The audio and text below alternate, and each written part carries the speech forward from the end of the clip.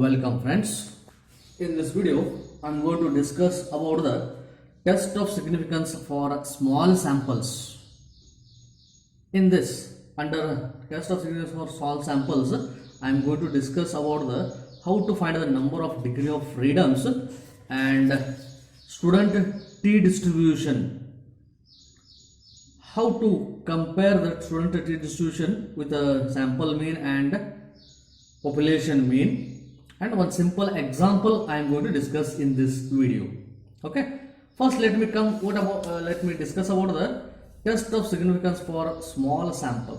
Small sample means what? If the size of the sample is less than the 30, such samples are known as small samples. In the last videos, we discussed the test of significance for large samples. If the size of the sample is more than 30, then we say it is large samples. But whereas here, if the sample size is less than 30, we say it is a small samples. For small samples, it will not be possible to assume that the random sampling distribution is normally distributed. In large samples, we assumed that the sampling distributions are normally distributed, but whereas for small samples it is not possible. Therefore, it is advised to use the concept of a degree of freedom. Then what is the degree of freedom?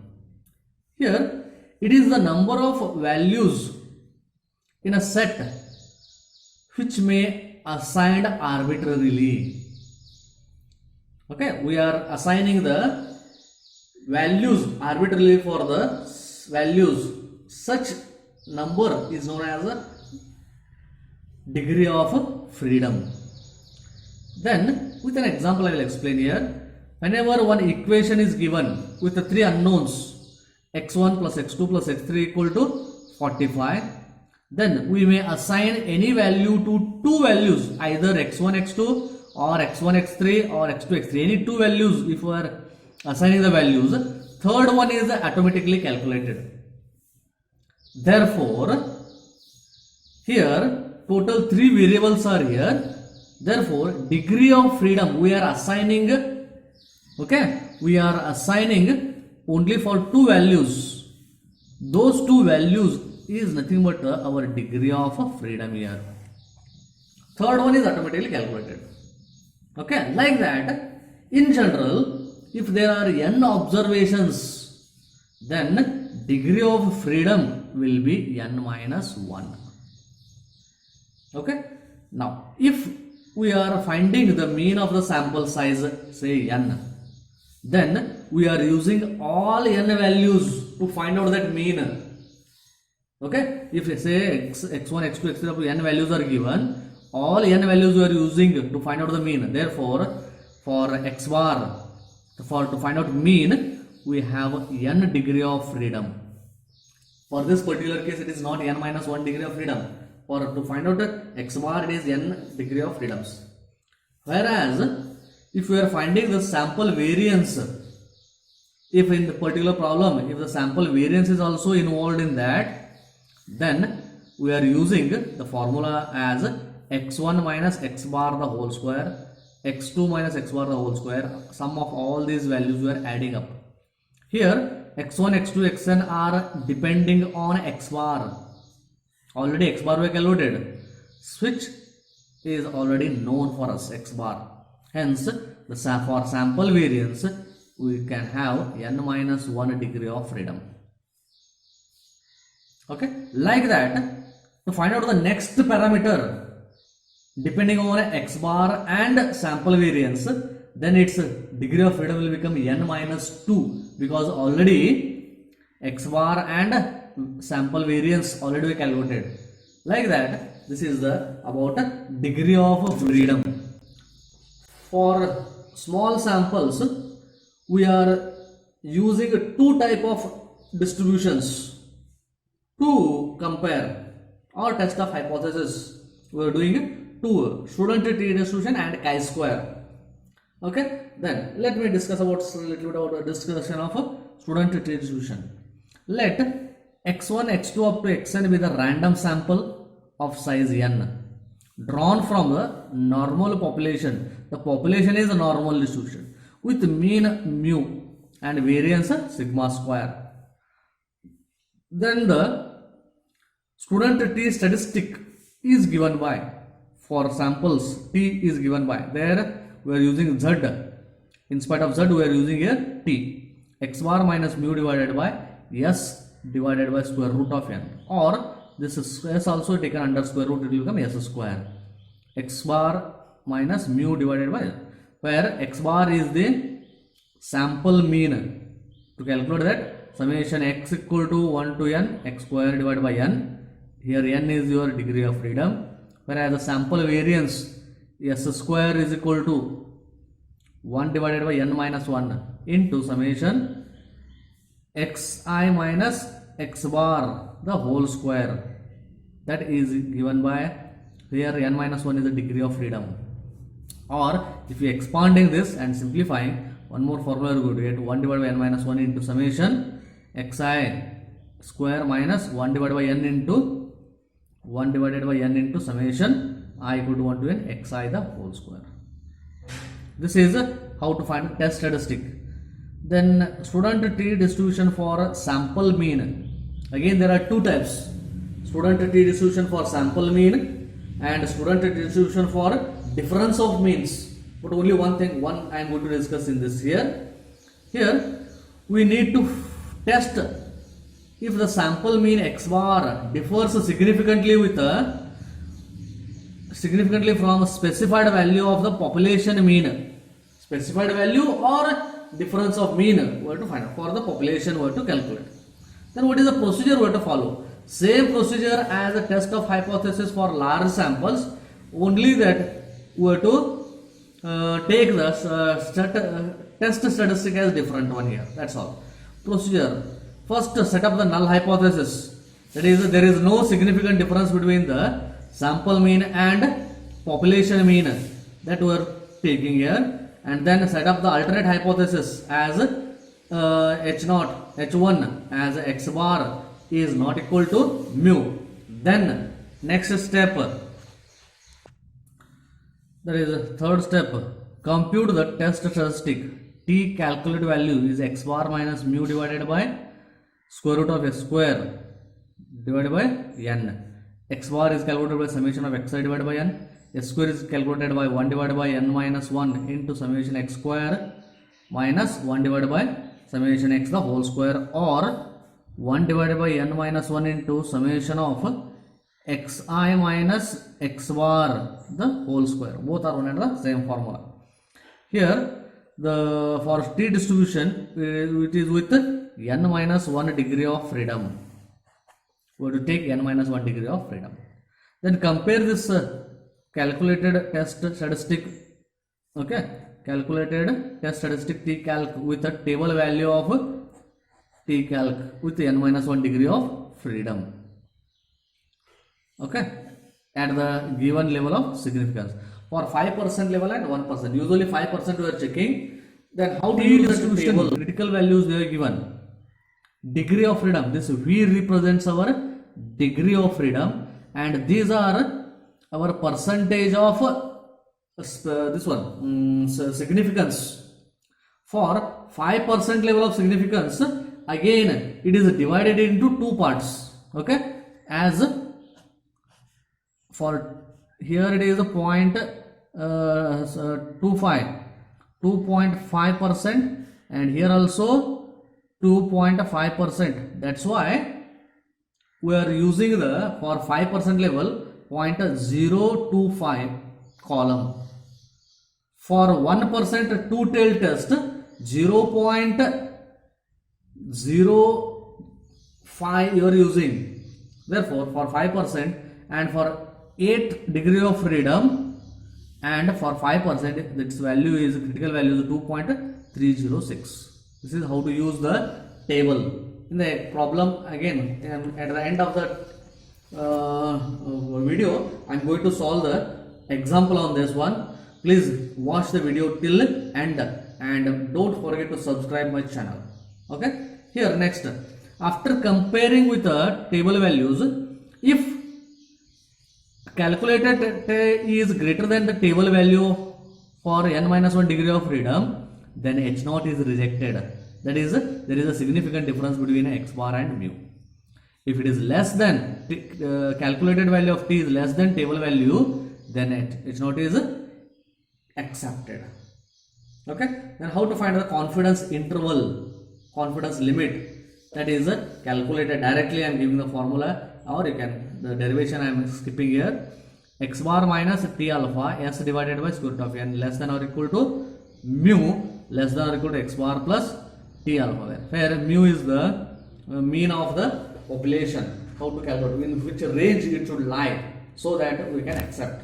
Okay, that is how to calculate, where t alpha is the table value of t for n minus 1 degree of freedom at alpha level of significance. That alpha may be 5% or 1% maximum. Usually we are using 5% only.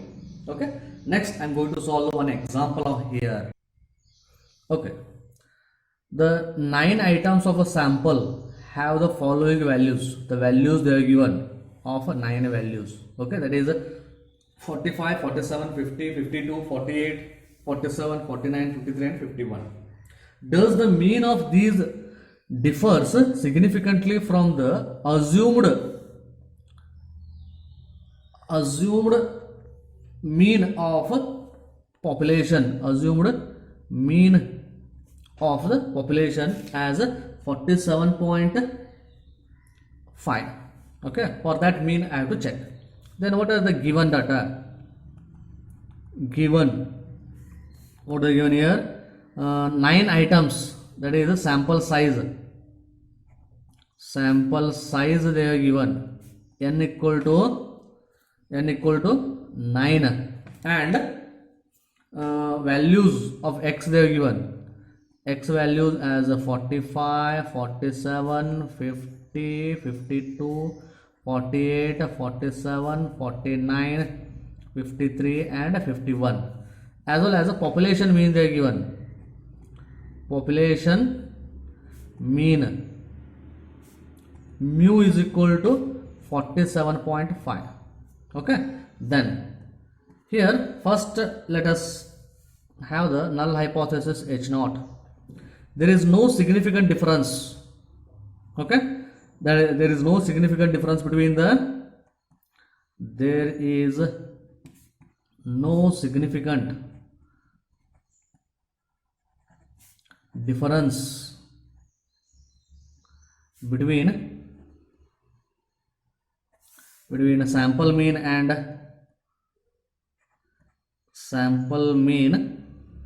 and population mean. Okay, that is x bar is equal to mu is equal to 47.5. okay, and our alternate hypothesis is mu is not equal to 47.5. what to check. Okay, then next one is a test statistic. Test statistic, t calc value is equal to modulus of this I will take for two-tailed test. Then it becomes two-tailed test because not equal to two-tailed test.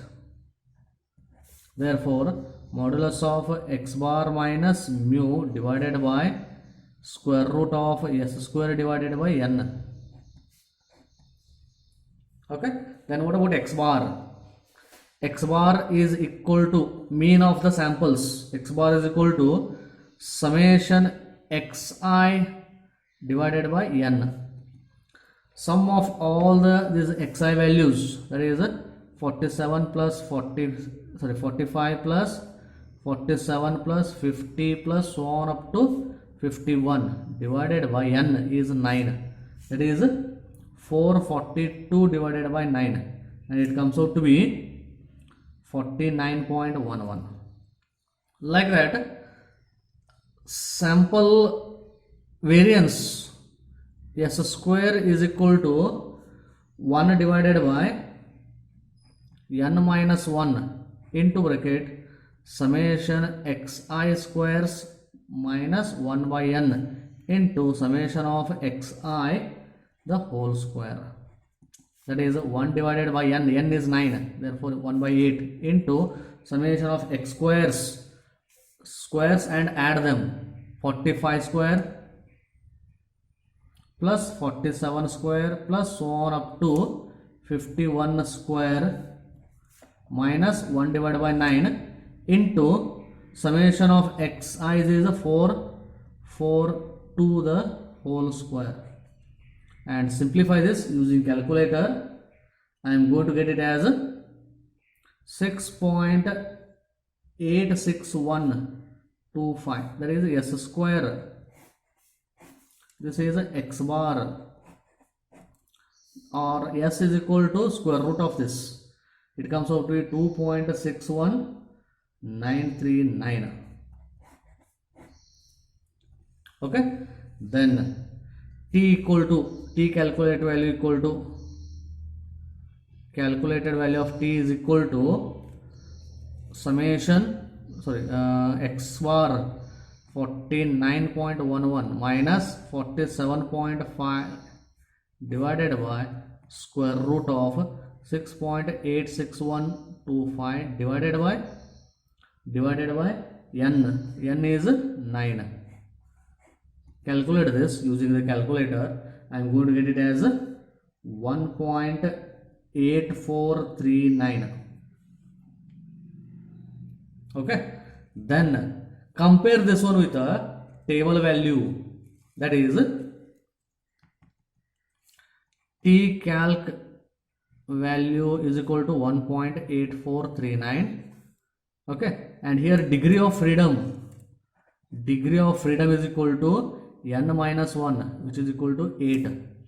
Therefore compare this t table value for 0.5% 0.5 with the degree of freedom as 8 is equal to, it comes out to be 2.306. just now I have told you how to use from the table for degree of freedom 8 and for two tail test 0.025. this is a 2.306. this value you have to use. Okay, next, whereas 1.84 is less than 3.06, less than. Okay, therefore what are you doing here? We are therefore h naught is accepted. Therefore h naught is accepted. That is we conclude that there is no significant difference between sample mean and there is no significant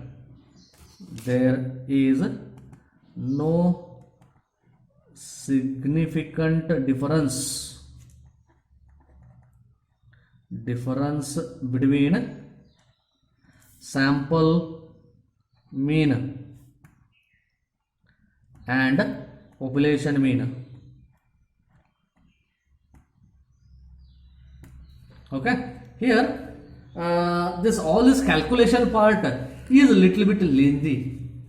Okay, how to calculate all these things using calculator? Just let's glance in a single step. Okay, in calculator, first of all set the mode to stat 3 by operating third operation STAT you will get, and then on the overhead button of that STAT stat is there. This one you have to operate here. Okay, in calculator go to shift 1, then you will get in the stat mode type.